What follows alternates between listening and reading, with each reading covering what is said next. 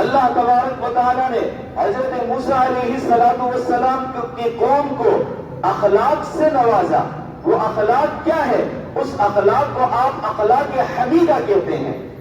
حضرت موسیٰ اور اس کے متبعین کو جس اخلاق سے نوازا اس اخلاق کو اخلاق حمیدہ کہتے ہیں. اس کا حصول کیا ہے؟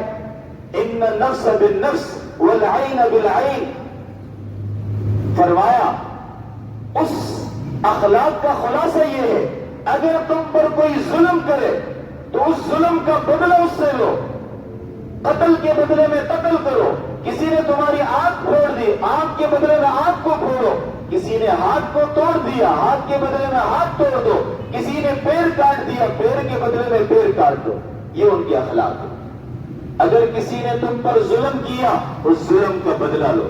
ان نفس بالنفس والعین بالعین والانف بالانف. اس میں اسی بات کا ذکر ہے. یہ اخلاق حمیدہ ہے جو اللہ تبارک و تعالیٰ نے یہود کو جس اخلاق سے نوازا.